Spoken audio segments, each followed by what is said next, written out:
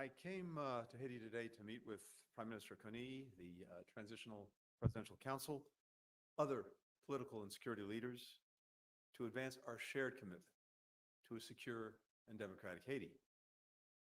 Back in March, we were with CARICOM leaders and other critical stakeholders, Haitians and other partners from beyond the region, in Kingston, Jamaica, to rally regional support for a Haitian-led political transition. Since that time, the Haitians have stood up a transitional presidential council. There's a government with an interim prime minister, a cabinet, and we see these institutions moving forward to do the work of delivering for the Haitian people. The United States appreciates Haiti's leaders putting aside their differences, working together to put the country on the path to free and fair elections. And we look forward to the TPC swiftly naming a provisional electoral council to organize those elections. That is the critical next step. We also welcome Haitian efforts to address corruption allegations and promote transparency and accountability. These are essential for this transition government to maintain the trust of the Haitian people. As the United States demonstrated with our recent sanctions on former President Martelly, we will use every tool that we have to hold accountable those who facilitate violence, drug trafficking, instability. As this political process has moved forward, in parallel, so too is the necessary efforts to provide a strong security foundation. And in particular, the multinational security support mission authorized by the United Nations last year has moved forward. Over the past several months, more than 380 Kenyan personnel have arrived in support of the Haitian National Police as part of this mission, with more to come. In recent weeks, the MSS with the Haitian National Police has increased joint operations, taking the fight to the gangs and delivering a powerful message. The Haitian people, not Haitian gangs, will write the country's future. As a result, the airports reopened, commercial flights have resumed, allowing goods to enter the country. In parts of Port-au-Prince, there's more economic activity, more markets reopened, more people venturing out. In my meetings today with leaders of the security mission, with the Haitian police, we discussed how to ensure that security personnel are well-trained, well-equipped, and accountable so that they can work together to effectively combat violence and instability and maintain Haiti's momentum. The United States, for our part, has already delivered over $300 million to support this multinational mission, sending armored vehicles, radios, night vision goggles, standing up an entire base of operations, and we'll be getting more assistance here more quickly. We've also provided $200 million to the Haitian police since 2021, helping to train and equip new recruits, as well as specialized anti-gang units. We deeply appreciate the indispensable leadership of Kenya, President Ruto, as well as the contributions of CARICOM and the international community. Canada has been one of Haiti's strongest and most enduring partners, devoting millions in training and equipment to bolster the Haitian National Police and the multinational security support mission. Jamaica, as deputy commander of this mission, has committed to sending its own personnel to Haiti. El Salvador is sending a medevac team. But at this critical moment, we do need more funding, we do need more personnel to sustain and carry out the objectives of this mission. The United States has been actively working to secure this additional support. In a couple of weeks, we'll be at the United Nations for the General Assembly. I intend to convene a ministerial meeting to encourage greater contributions to help meet Haiti's security needs, its economic needs, its humanitarian needs, as well as to renew the mission's mandate, which expires in early October. The United States is also committed to using this foundation of security to support and unlock the potential of the Haitian people. We're the largest contributor of humanitarian assistance to Haiti. That includes an additional $45 million in humanitarian aid that I'm announcing today, bringing the total U.S. aid to over $210 million this year. That means more food, more water, more sanitation, more health and support services for 1.5 million more Haitians. In the long term, the United States is working to return Haiti to the path of growth and opportunity, including through a whole-of-government strategy that the United States and Haitian stakeholders have developed to prevent conflict, and promote stability here in Haiti. We're particularly focused in shoring up the apparel sector, which constitutes a quarter of Haiti's GDP, 90% of its exports, and employs tens of thousands of Haitians. The United States Hope Help Trade Preference Program is an essential part of this effort, incentivizing companies to locate factories here by allowing Haitian-produced clothing to be exported to the United States duty-free. This critical legislation expires next year, so we're working with our Congress to quickly reauthorize it. We'll also continue partnering with the Haitian government to make it easier for companies to do business here in Haiti. Now, we're very clear-eyed about what is required to address Haiti's challenges. It's an enormous amount of work to be done. The challenges are significant. But I think from just a few hours here today, meeting with leaders, talking to people, as well as being immersed in the work that we've done these past few months, what I am seeing is tremendous resilience and the reemergence of hope. We see it in young police recruits who are ready to reclaim their communities. We see it in citizens who see the transition government beginning to address challenges with seriousness and a sense of purpose. We see it in parents who can begin again to imagine going out to the supermarket, sending their kids to school without fear. Everyone that I met today cares about this country and is committed to its future. And I want the people of Haiti to know that the United States is with you. Nous sommes avec vous. Will remain with you.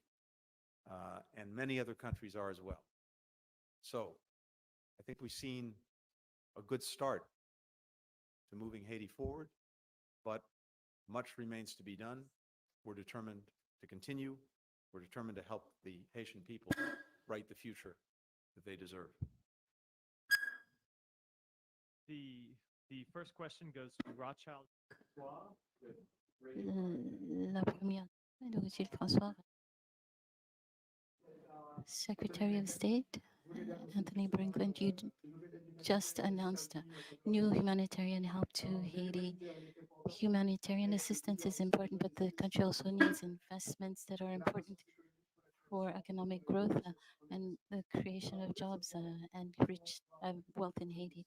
You see, when we have resolved the security problem, how will the United States continue to help Haiti rebuild its future after the gangs have been dealt with? And the question is, what can we do to really help Haiti develop its economy? Humanitarian assistance is critical, but we also, the question suggests, need to do other things. And the truth is we have been and will continue to do so. Besides the humanitarian assistance, if you go back just over the last few years, going back to 2021, we provided more than $800 million in development, economic, and health assistance, as well as security assistance. And then separate from that is the humanitarian assistance. So you're exactly right that these investments in Haiti's foundational economic activities and everything that needs to happen to support them, that is essential, and we'll continue to do that. I mentioned the Hope Health Act that's been critical in supporting the apparel sector, which is so central to Haiti's economy. We want to renew that. It expires next year. But that's been critical because it incentivizes companies to put factories here in Haiti to produce the apparel that then gets sold the United States and throughout the region. So these and other measures, as well as a program we have that is part of the Global Fragility Act, where we have a 10-year plan in effect for Haiti to help support its development, to prevent instability, but to promote as well economic activity. So all of these things have to come together. But I just say again, I think the first thing to get right is to make sure that the security foundation is there, and that's what's happening now with the MSS and the Haitian National Police. A lot more work to be done, but it's starting to move. And then we also want to make sure that Haiti is back on a clear democratic track, and that means elections next year. For the next question, Michael Crowley with the New York Times. Thank you, Mr. Michael. Secretary. Thank you. Turning to the Middle East for a moment, if we may, there'll be more questions about Haiti, I'm sure. Many of us were with you in Israel in June. At that time, there was a ceasefire proposal on the table, and you said to the press corps that the prospect of a ceasefire really is down to one person at this point. And you said it was Yahya Sinwar, the leader of Hamas. Of course, a lot of things have happened since that time, but I wonder whether it is still your assessment that really it comes down at this point to that one man, Yahya Sinwar. There's a lot of criticism right now about the role of Prime Minister Netanyahu and what his exact position is. So I wondered if you could just kind of come back to that basic question of where you place the primary responsibility. And then if I just may add one more question, this may be in the Department of stating the obvious, but can you just, would you acknowledge at this point that the prospect of a normalization agreement between Saudi Arabia and Israel that would include some sort of a security agreement between the United States and Saudi Arabia is not going to happen under President Biden's presidency? Thank you. Okay. Thanks, Michael.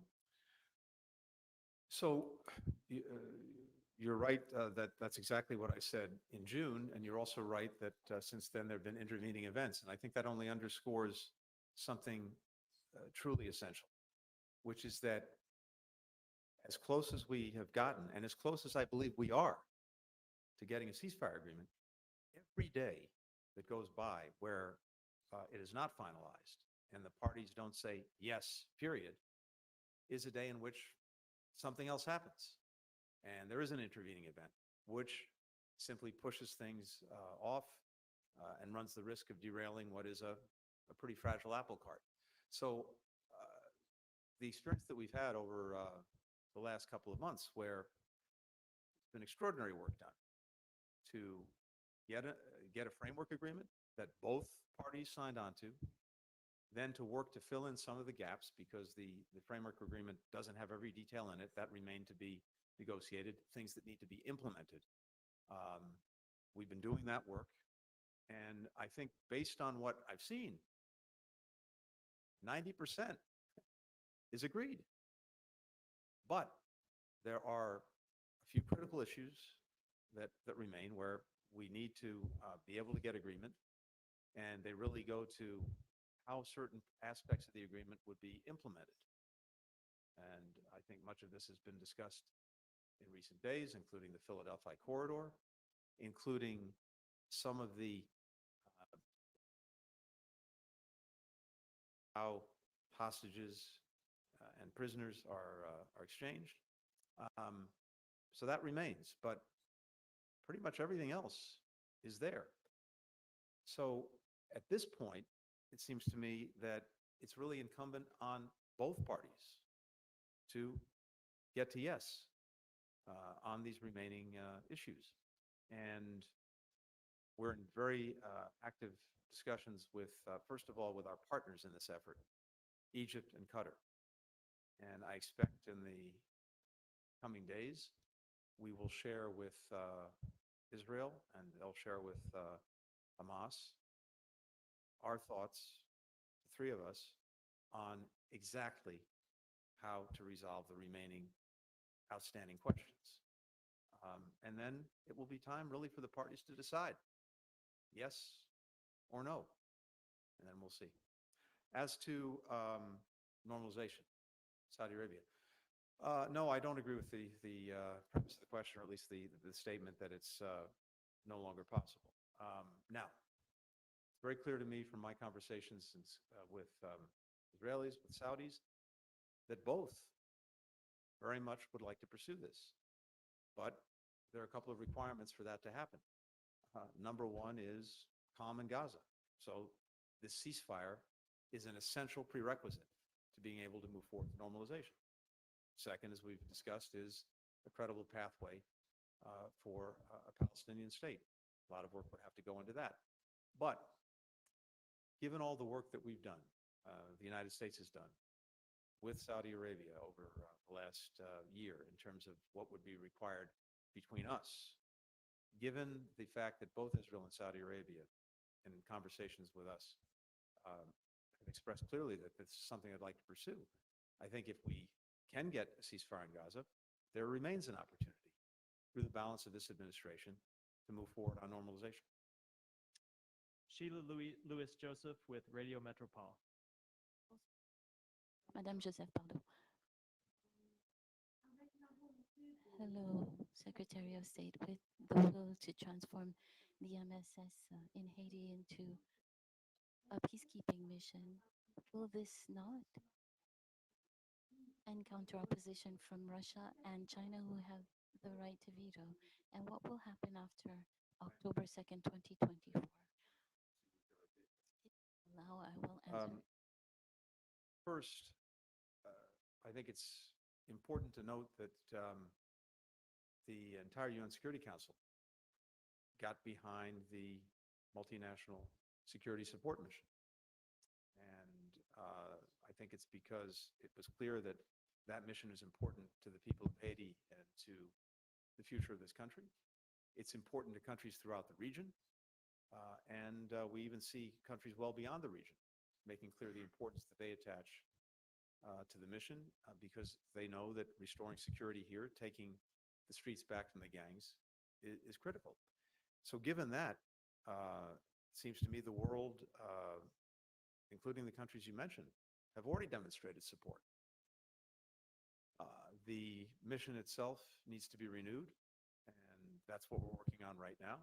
But we also want to make sure that we have something that is reliable, that's sustainable, and we'll look at every option to do that.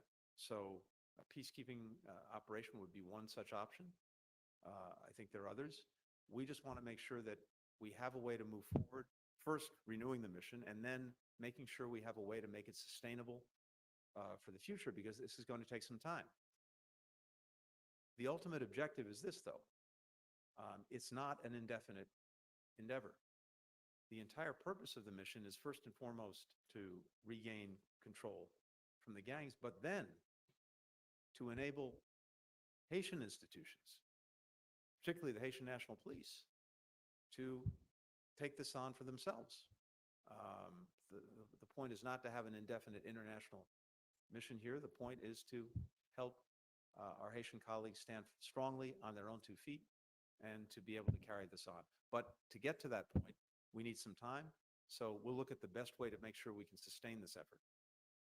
And for the final question, Christina Ruffini with Decision Points. Christina. Very nice to see you. You just said that you need more funding to carry out the objectives of this mission.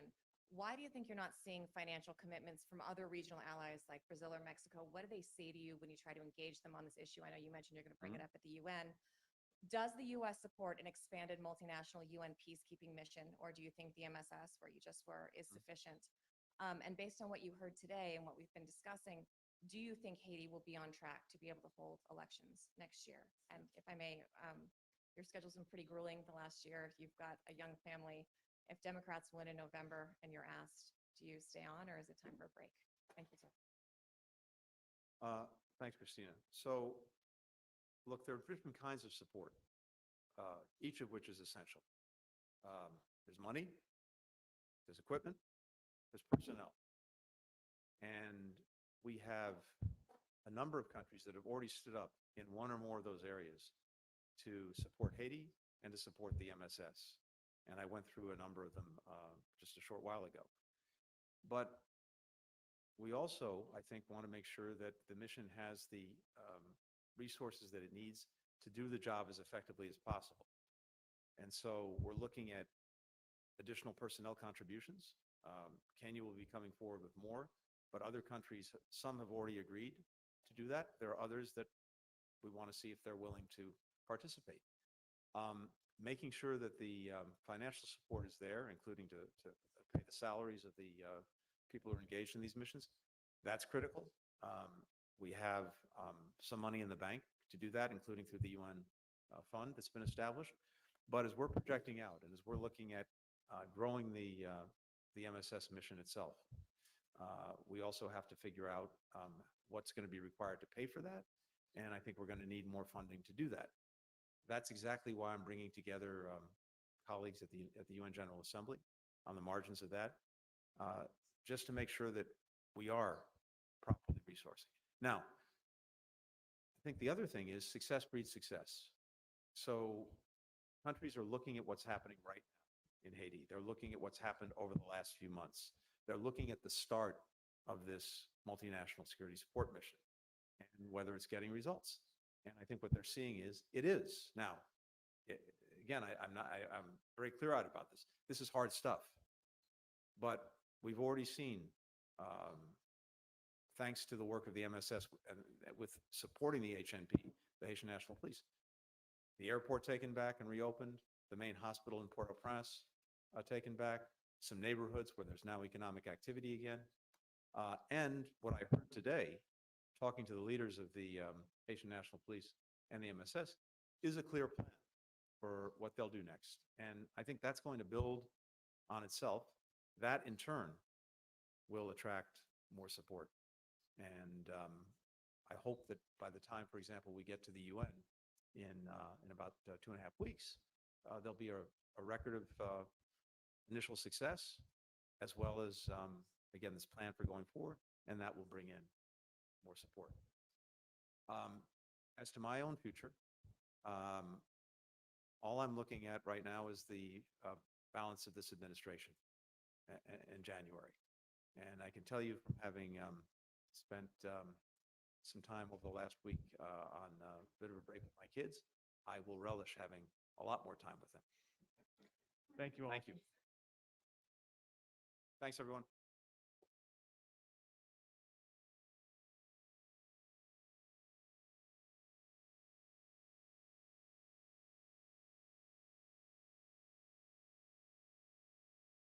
Kamala Harris has been the ultra-liberal driving force behind every... Élection présidentielle américaine yo dwe déroulé dans mois novembre année 2024 là. I know Donald Trump's tight. Même jan ak an pile lot moun, li possible pour gen confusion sous système électoral là. Qui sa collège électoral là yé, qui sa qui grand électeur, pour qui ça le possible pour moun qui fait plus voix rive perdre élection. Pour aider ou joindre réponse à question sa yo, même Jean ak un pilote, Telegram 360 à Caribbean Television Network à pote pour Electorat. Electorat, c'est une émission qui aide ou bien comprendre système électoral américain. Electorat a passé sur toute plateforme Telegram 360 à Caribbean Television Network. Pas rater, grand rendez-vous ça. Electorat.